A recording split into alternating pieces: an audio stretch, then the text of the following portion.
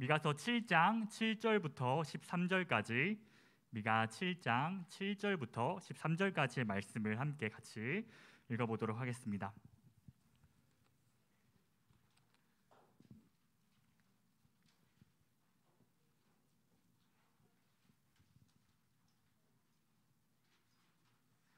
네, 다 찾으셨으면 저 한 절, 우리 친구들이 한 절씩 번갈아 가면서 읽고 마지막은 함께 읽도록 하겠습니다. 전도사님 먼저 읽겠습니다.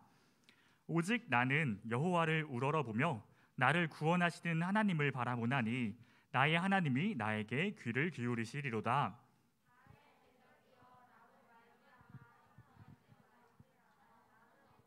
지라도 일어날 것이요 어두운 데에 앉을지라도 여호와께서 나의 빛이 되실 것이미로다. 내가 여호와께 범죄하였으니 그의 진노를 당하려니와 마침내 주께서 나를 위하여 논쟁하시고 심판하시며 주께서 나를 인도하사 광명에 이르게 하시리니 내가 그의 공의를 보리로다.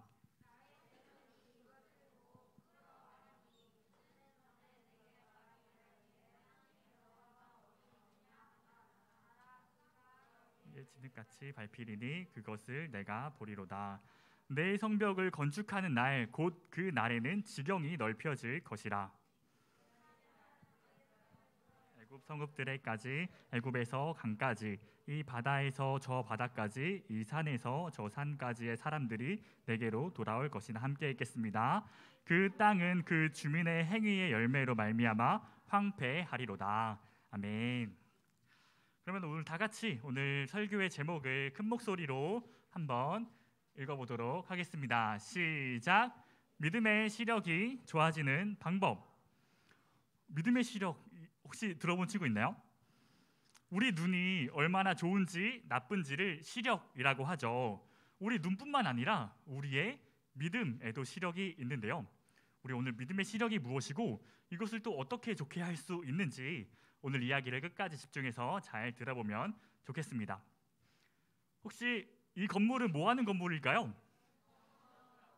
뭐라고? 안 들려요. 병원? 병원이라고요? 어떻게 아무런 간판도 없고 아무런 글자도 안 써 있는데 어떻게 병원이라는 걸 알았어요? 저 위에 있는 녹색 십자가 마크를 보고 이 건물이 병원이라는 것을 알았죠. 간판이 없어도 저 마크만 보고 응급 상황에서도 병원을 찾아갈 수 있게 저렇게 마크를 만들어 놨어요. 왜 병원에서는 저 녹색 십자가를 상징으로 만들었는지 우리 친구들은 알고 있나요? 아무도 모르는 것 같아요. 우리나라에서는 법적으로 녹색 십자가를 사용해야 하지만 해외에서는 녹색 말고도 빨간색 십자가도 사용한다고 해요. 세계적으로 병원을 상징하는 모양을 왜 십자가 모양으로 만들었을까요? 그 이유가 무엇이냐면 한 1000년 전만 해도 환자들이 모이는 병원이라는 건물은 이 세상에 존재하지 않았다고 해요. 사람들이 아프면 우리는 당연히 병원에 가지만 옛날 사람들은 갈 곳이 없었던 거예요. 그런데 그럼에도 불구하고 아픈 사람들은 1000년 전에도 2000년 전에도 아픈 사람들이 있었겠죠. 그 사람들은 어디로 갔을까요? 병원이 없으면 어디로 갔을까요? 사람들이 갈 곳이 없을 때 그때 아픈 사람들을 받아주던 한 건물이 있었는데 우리는 그 건물의 이름을 교회라고 불렀어요. 예수님께서 세우신 교회에서는 아픈 사람들을 받아주고 사람들의 상처를 치료해 주었대요. 교회가 처음으로 병원의 역할을 담당하던 시기가 있었습니다. 교회 맨 꼭대기에 저 걸려있는 저게 뭐죠? 잘 보여요? 십자가가 걸려 있어요. 저희 교회도 밖에서 보면은 저렇게 십자가가 걸려 있는 것을 볼 수 있는데 원래는 아프고 다친 사람들이 교회에 와서 상처를 회복하고 치료받았었기 때문에 교회의 상징인 저 십자가를 병원에서도 마찬가지로 상징으로 걸고 있다고 합니다. 우리 친구들은 병원에 가본 적이 있나요? 아마 대부분의 친구들이 병원에 가봤을 거고 우리는 큰 수술을 해야 할 때도 아니면 작은 감기 기운이 있어도 내 몸에 열이 나도 우리는 병원에 가죠. 전도사님도 얼마 전에 몸이 너무 안 좋아서 병원에 한번 간 적이 있는데요. 저는 병원에 갈 때마다 이게 참 걱정이 많이 되더라고요. 전도사님이 병원에 갈 때마다 걱정하는 이게 뭘까요? 아함, 아함. 어, 저는 겁이 많아서 혹시라도 병원비가 많이 나면 어떡하지? 라는 걱정을 정말 많이 하는데요.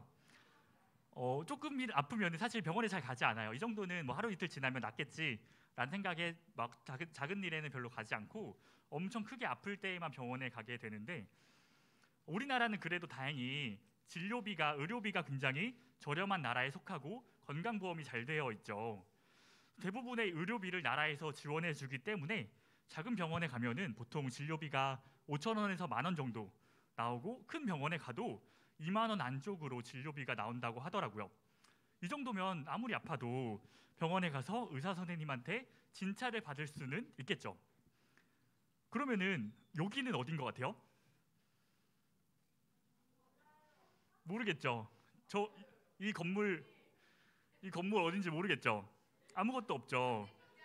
장례식장, 호텔, 앞에 보니까 막 강도 있고 주변 배경도 굉장히 좋아 보이는데, 이 건물도 병원이라고 합니다. 이 건물은 미국에서 굉장히 크고 유명한 병원인데요. 그런데 우리가 미국에 있는 병원에 가면 감기 기운이 있어서 작은 병원에 가도 진료비가 10만 원이 넘게 나오고, 주사를 한 방 맞으면 그 10만 원에서 15만 원을 더 내서 25만 원까지 내야 된다고 해요. 저런 큰 병원에서는 의사 선생님하고 한 5분에서 10분 정도 이야기만 하는데 20만 원을 내야 된다고 해요. 어마어마하죠. 너무 비싸죠. 그러면은 우리 한국에 있는 사람들은 조금만 아파도 병원에 많이 가지만, 미국에 있는 사람들은 병원에 잘 갈까요? 안 갈까요? 안 갈 것 같죠. 전도사님이 미국에 살았으면은 아마 아파도 병원에 가야겠다는 생각을 1도 안 하셨을 것 같아요. 몸이 아파서 병원에 한번 갔다가 집을 팔아야 하는 경우도 있다고 하니까 어마어마하죠. 몸이 아파서 병원에 가서 수술을 받으면 집을 팔아야지만 갚을 수 있다라는 말이 미국에 있다고 해요. 그런데 미국이랑 아주 가까이에 있는 나라인데 사람들이 병원비를 한 푼도 내지 않는 나라가 있대요. 이 나라 어딘지 알아요? 어떻게 알았어요? 몇몇 친구들이 정답 맞췄는데, 단풍잎이 상징인 이 캐나다라는 나라에서는 꼭 필요한 진료비와 치료비까지 나라에서 전부 지원해줘서 거의 무료로 병원을 이용할 수 있다라고 합니다. 처음에는 이 캐나다에서도 병원에서 많은 돈을 내야지만 미국처럼 치료를 받을 수 있었는데, 한 캐나다의 정치인인 이 토미 더글라스라고 하는 사람이 기가 막힌 말솜씨로 모든 시민들이 공짜로 병원을 이용할 수 있도록 나라에서 도와주자라고 이야기를 했어요. 많은 사람들이 이것에 찬성했을까요? 반대했을까요? 반대했겠죠. 왜냐하면은 많은 돈이 들기 때문에, 내가 아니라 다른 사람을 위해서 돈을 써야 되기 때문에 많은 사람들이 이 법안에 반대했어요. 그럼에도 불구하고 이 토미 더글라스라는 사람은 그 캐나다에 무료 병원을 만들기 위해서 온갖 노력을 다 강행했고, 결국에는 지금의 우리가 아는 것처럼 캐나다에서는 사람들이 공짜로 병원을 이용할 수 있게 되었다고 합니다. 그래서 아직까지도 캐나다의 많은 사람들은 이 토미 더글라스를 캐나다의 영웅이라고 부르고 있어요. 많은 사람들이 이 토미 더글라스에게 어떻게 그렇게 많은 반대를 이겨내고 캐나다에 공짜 병원을 만들 수 있었나요? 라고 질문했는데, 그때 이 사람은 이렇게 이야기를 했습니다. 잘 안 보이니까 제가 읽어드릴게요. 저는 치통으로 고생하고 있는 사람이 아름다운 것이나 선한 것을 생각할 수 있는 여유가 있을 것이라고 생각하지 않습니다. 또 먹을 것이 없어서 굶주리고 있는 사람이 영혼의 구원에 대해서 생각할 수 있다고 나는 한 번도 생각해 본 적이 없습니다.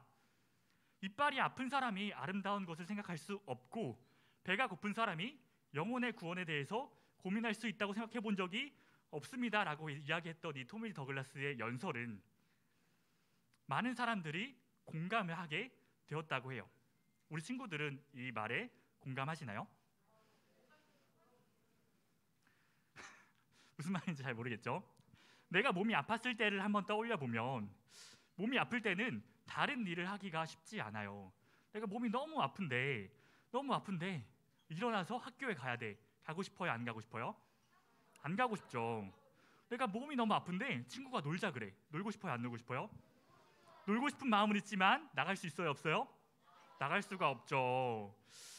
아프면 학교도 못 가고 놀고 싶어도 나가지 못하고 너무 심하게 아프면 일어나서 씻는 것조차 쉽지가 않아요. 또 배가 고프면 어떨까요? 뭐라도 먹고 싶죠. 몸에 힘이 안 들어가죠. 또 배가 너무 고프면은 교회에 오고 싶을까요, 안 오고 싶을까요? 오고 싶죠. 왜냐하면 우리는 국수를 주기 때문에 우리는 배가 고파도 교회에 나올 수가 있어요. 이 이야기의 핵심은 사람은 자신의 눈앞에 있는 큰 어려움을 해결하지 않고선 내가 가장 기초적인 나의 어려움, 나의 아픔과 배고픔을 해결하지 않고서는 다른 일을 하지 못한다라는 거예요. 내 눈앞에 있는 일을 해결하지 않고는 내가 다른 일을 향해서 나아갈 수 없다. 나의 개인적인 발전이나 교회 가는 것조차도 쉽지가 않다. 그렇기 때문에 내 눈에 보이는 일, 나에게 가장 어려운 일을 해결할 수 있도록 도와줘야 된다라고 이 사람이 이야기했었던 거죠. 오늘 우리가 읽었던 미가서 말씀을 보면 미가 선지자가 이렇게 이야기를 하고 있어요. 오직 나는 여호와를 우러러 보며 나를 구원하시는 하나님을 바라보나니 나의 하나님이 나에게 귀를 기울이시리로다. 나는 계속해서 나를 구원해 주실 하나님만을 바라봅니다. 하나님께서는 내 말에 귀를 기울여 주시기 때문입니다. 하나님께서는 내 말을 들어주시기 때문입니다 라고 많은 사람들한테 이야기하고 있는 거예요. 지금 이 말을 하고 있는 이 미가라고 하는 사람은 지금으로부터는 2700년 전, 기원전 700년 때 살았던 사람이었는데요. 우리가 예전에 이야기를 들었던 선지자 이사야와 히스기야 왕 때 살고 있었던 사람이에요. 우리가 지지난주까지 들었던 호세아와 아모스 같은 선지자들을 하나님께서 이스라엘 백성들에게 보내셨고, 너희는 나에게로 돌아와야 돼. 내가 너희의 하나님이야. 내가 너희를 만들었어. 지금이라도 너희의 잘못을 돌이키고 나에게 돌아오면 내가 용서해 줄게 라고 말했지만, 심지어는 이스라엘 백성들이 하나님이 아닌 다른 신을 우상으로 섬기고 왕들은 타락하고 이웃들을 괴롭히고 백성들이 힘들어하고 있는 그 삶, 지금이라도 너희가 하나님께로 마음을 돌이켜서 나에게 돌아오고 착한 일을 따르면 너희들을 용서해 주실 거야 라고 말씀하셨는데도 이스라엘 백성들은 하나님의 말을 듣지 않았죠. 이스라엘 백성들은 왜 이렇게까지 하나님의 말씀을 듣지 않았을까요? 그들의 눈앞에 보이는 게 훨씬 더 커 보였기 때문에, 그들의 눈앞에 삶의 문제가 그것들을 해결해 줄 것 같은 그 우상이 더 커 보였기 때문에였던 거죠. 우리의 입장에서 한번 생각해 볼까요? 만약에 하나님께서 우리 친구들에게 이렇게 말씀하시면 어떨까요? 애야, 너가 지금 하는 다른 생각을 잠깐 멈추고 내 이야기를 들어줄 수 없겠니? 다은아, 지금 스마트폰으로 게임하거나 유튜브 보는 거 말고 나랑 잠깐 이야기 좀 할 수 없을까? 하준아, 열심히 공부하는 것도 좋지만 나를 위해서 내 말을 잠깐 들어줄래? 우리 친구들은 하나님께서 이야기를 들어보라고 말씀하실 때 우리가 하던 일을 그 어떤 것이라도 잠깐 멈추고 하나님께서 나에게 뭐라고 말씀하시기를 원하시는지 언제든지 들을 준비가 되어 있나요?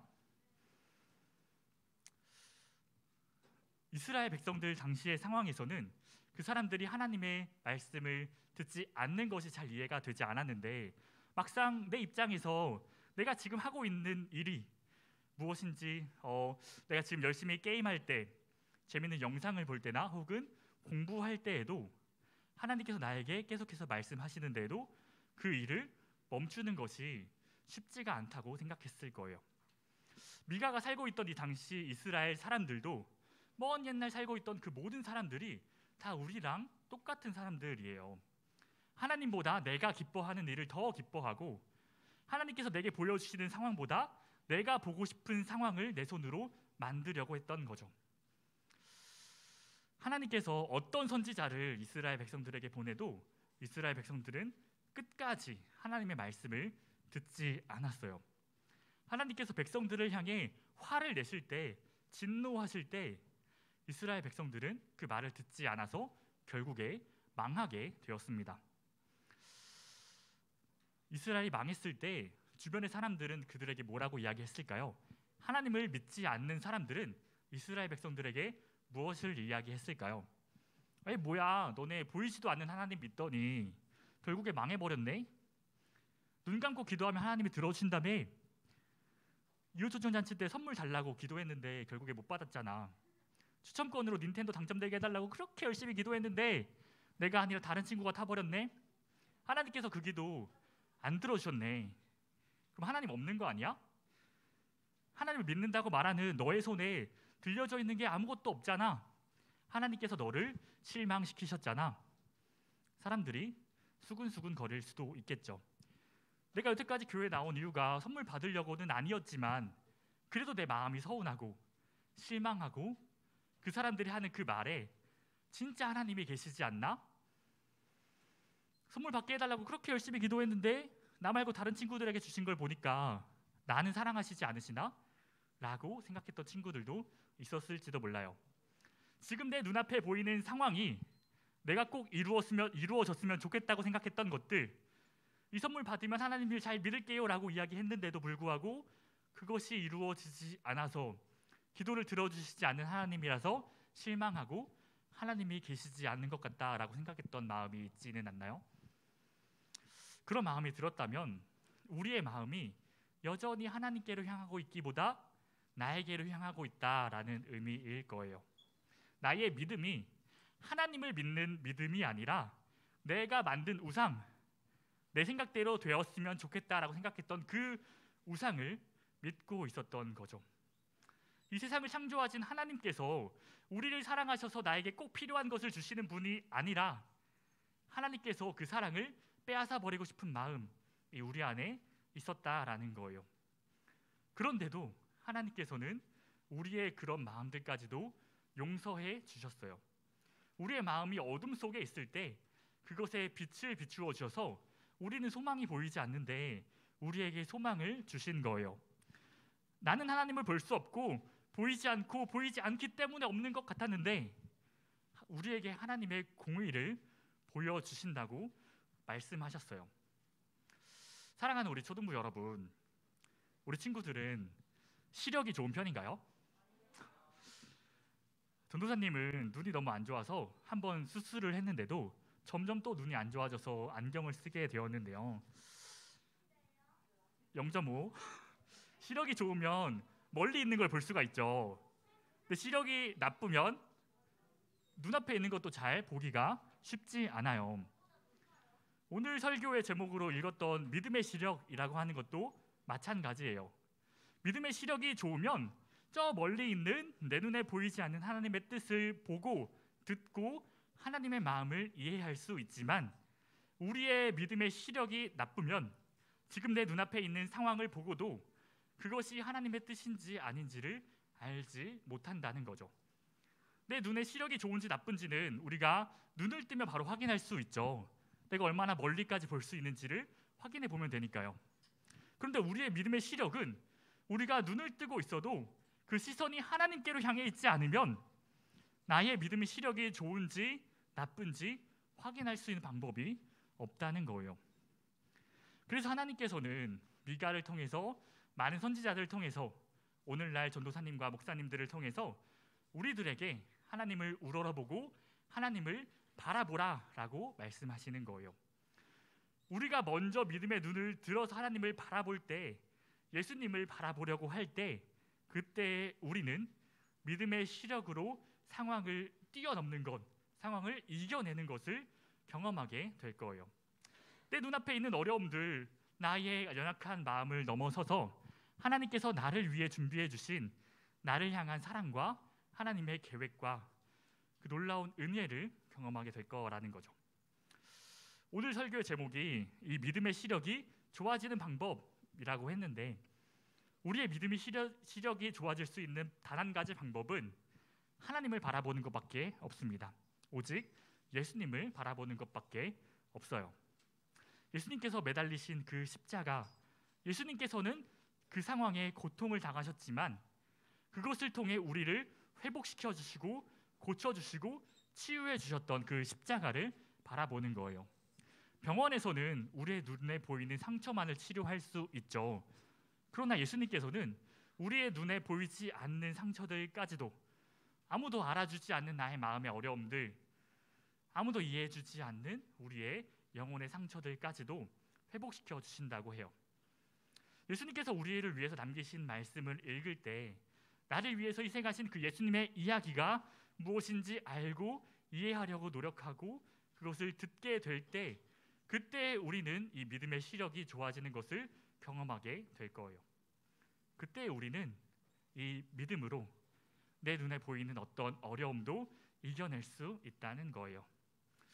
우리 모두가 믿음의 눈을 들어서 예수님을 바라보고 항상 기쁨으로 살아가는 모든 초등부 친구들이 되기를 간절히 소원합니다. 오늘 이 시간 전도사님이 대표로 기도하고 마치도록 하겠습니다. 기도하겠습니다. 사랑이신 하나님 아버지, 우리를 사랑해 주시고